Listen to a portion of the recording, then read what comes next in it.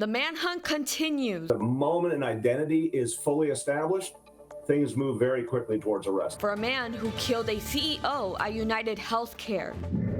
An elementary school shooting. So I told most people to run even faster. And the motivation behind it. And spreading holiday cheer. Some people in the nursing homes don't really get their families come over for the holidays or anything like that. The story of why these children chose to spend the holiday season at the nursing home. These stories and more coming up on Newsbreak. Hello, South Florida. I'm Alejandro Marquina. And I'm Julian Davis. Today's Friday, December 6, 2024. Live from the Lee Caplin School of Journalism and Media in North Miami, this is Caplin News. A manhunt underway this morning for the murder of a high-profile CEO. The murder of United Healthcare CEO is closer to being solved by police with the help of surveillance images. A law enforcement source briefed on the investigation says the suspect was caught on camera November 24th. The source says he was getting off a bus in New York around at nighttime. Caplin Samantha Gutierrez reports on all the evidence investigators are using. The moment they had a pretty good facial photo, it was almost ball game over. Experts say new evidence could be key to finding the suspect in the United Healthcare CEO Brian Thompson's murder. Surveillance video shows the face of a man police say is wanted for questioning. They say this is from a hostel where he pulled down his mask and smiled at a female employee. I think we're lucky that we have a lot of surveillance. Obviously, we want more. And if anybody has any more information or surveillance, we want them to come forward. Experts say law enforcement can use evidence to piece together a timeline that eventually could lead to an arrest. Police now believe the suspect took a Greyhound bus to New York that originated in Atlanta. NYPD and the FBI have a great ability to pull together video surveillance and piece it together moment by moment by moment and follow somebody through any camera available. And it's not just video evidence. Authorities say they think the suspect dropped a burner phone and a water bottle an official says had a smudged fingerprint. Investigators say they found the words depose and delay written on a shell casing and a live round at the scene. A popular insurance industry phrase is delay, deny, defend. The moment an identity is fully established, things move very quickly towards arrest. For Caplin News, I'm Samantha Gutierrez reporting. President-elect Donald Trump has unveiled new nominations for key roles in his immigration reform plan. Rodney Scott, the former U.S. Border Patrol chief, is his pick for Customs and Border Protection Commissioner. For ICE, he tapped Caleb Vitello, an agency official. Other picks include Anthony Salisbury as Deputy Homeland Security Advisor and Brandon Judd as Ambassador to Chile. 2 kindergartners are in critical conditions after a school shooting in California. CNN's Amy Kiley has more on the gunman and his motivations in this horrific act. I looked back and I saw a shadow with a gun, so I told most people to run even faster. Officials say 2 kindergartners were shot at a school in Northern California yesterday. They identify the victims as boys ages 5 and 6. You heard some gunshots? I did. I also saw the shooter go across a window, pacing back and forth, and then we were running to the gym. The Feather River Adventist School is in Oroville, about 70 miles north of Sacramento. The Butte County Sheriff says 911 calls involving it came in around 1 in the afternoon. He says first responders found the victims wounded and an adult male suspect dead with what appears to be a self-inflicted gunshot wound. We have received some information that leads us to believe that the subject responsible for this shooting targeted this school because of its affiliation with the Seventh-day Adventist Church. The sheriff says the suspect had an enrollment meeting with the principal before the shooting began. He says law enforcement found a handgun near the man's body. At this point, we do not believe that there was any connection between the shooter and the victims of this crime. The school website says it had about 30 students total as of 2022. No father, no mother should have to endure what happened today. I'm Amy Kiley reporting. A Georgia teenager and her parents are being indicted after a deadly drunk driving accident in February. 2 of the teenager's friends were part of the crash, killing one of them. New court documents take us beyond the crash site and memorials and blame parents for a Lakeside High School student death. Halloween, homecoming, the last day of school. The Rouse home was the party house. And the district attorney says in February, Samantha and Anandita Rao watched her daughter, Anaya, and her two friends, Hannah Hackemeyer and Sofia Lekiavicili, share a bottle of wine. The teens told Mr. Rao they wanted to go for a drive. Ananya's parents knew the girls had been drinking, but they still let them get into a car and leave the house with an open bottle of wine in the front seat. 30 minutes later, less than half a mile away, the DA says the driver, Hackemeyer, crashed going 98 miles per hour, according to airbag data. She never tapped the brakes. In April, the DA says her blood alcohol test came back twice the legal limit. That's when police arrested her. The grand jury's decision to indict her Wednesday officially charges her with 10 crimes and her friend's parent with 3 crimes. Hopefully the message is ringing loud and clear today. If convicted, the teenager faces up to 30 years in prison, and the parents will face up to 10 years in prison as well. A Florida jury has awarded $310 million to the family of a teenager who tragically fell to his death while riding a Central Florida amusement park ride. 14-year-old Tyrese Sampson died after falling from the freefall drop tower at Icon Park on March 24, 2022.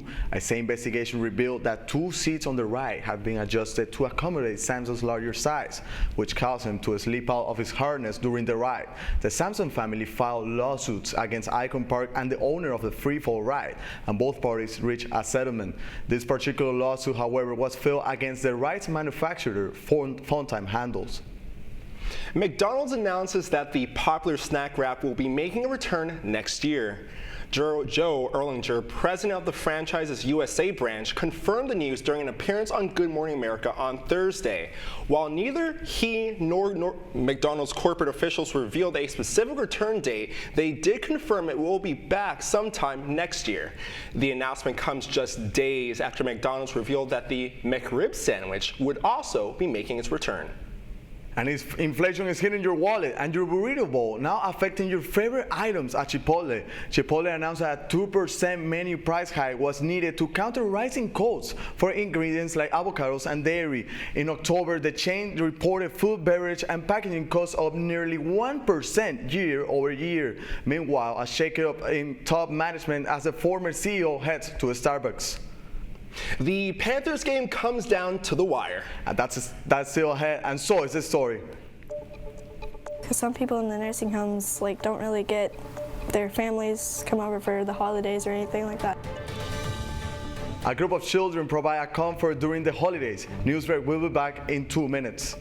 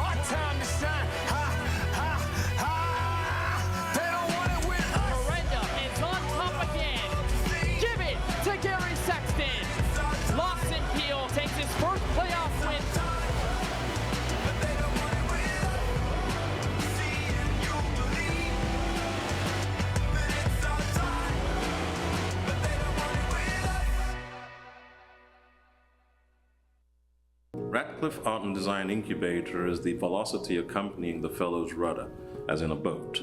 Unless there is movement or action, the planned direction is of little consequence. We encourage the creative ideas into action, and from the experience of doing, we critically assess the feedback, adjust, and set out to rediscover the potentialities of an entrepreneurial mindset.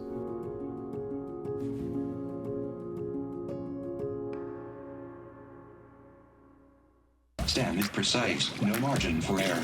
Dare to forget that. Dare to have fun with it. Get weird with it. Dare to send those old STEM theories flying past the neighbor's house into outer space. Dare to program something internet breaking, record breaking. Dare to blow their minds. Dare to learn the difference between sedimentary and metamorphic rock. Go find those rocks. Dare to keep daring. Dare to STEM. Check out She Can STEM to get started.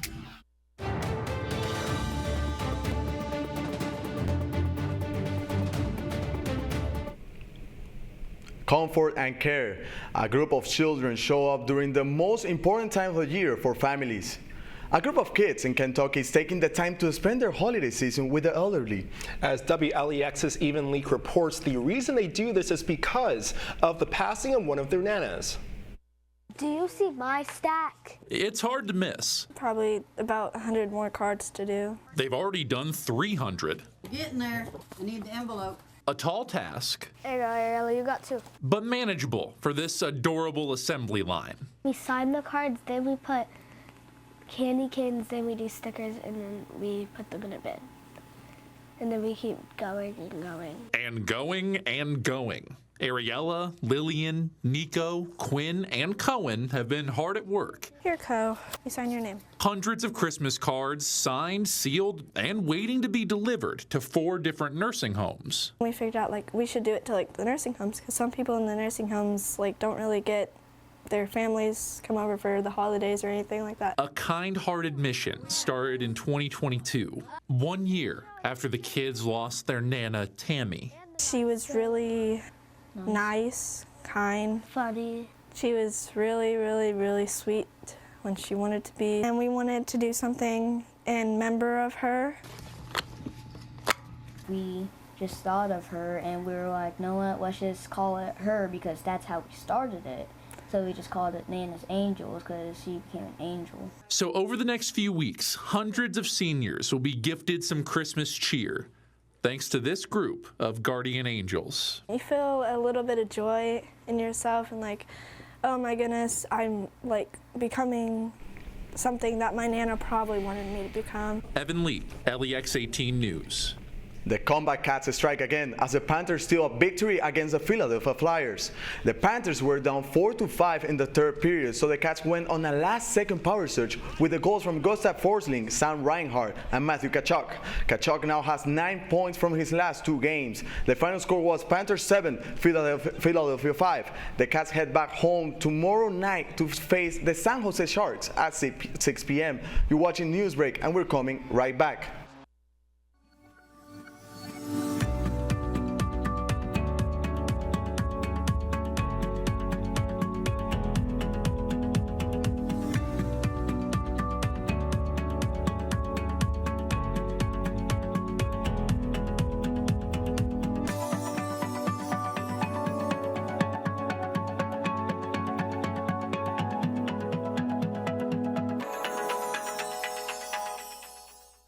See us dream. See us remember. See us protest. You matter. Your feelings matter. Your identity matters. Everything about who you are matters. See us fight back. See us rebuild. See us shatter stereotypes. See us inspire. See us united. See us now. There are 16 million children struggling with hunger in America. That's 1 in 5 daughters, sons, neighbors, and classmates who don't know where their next meal is coming from. Yet billions of pounds of good food go to waste every year. It's time we do something about it. Feeding America is a nationwide network of food banks that helps provide meals to millions of kids and families in need. Visit feedingamerica.org to help them feed even more. Together, we can solve hunger. Together, we're feeding America.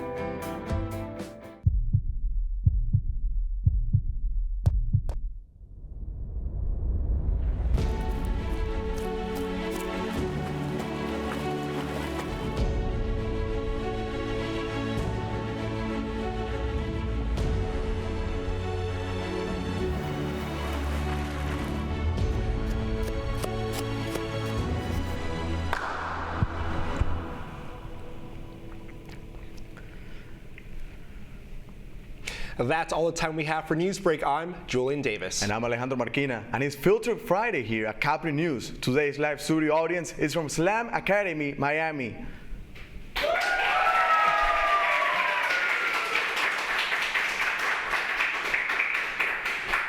Now, thanks for joining us. Get more news at any time at caplinnews.fiu.edu.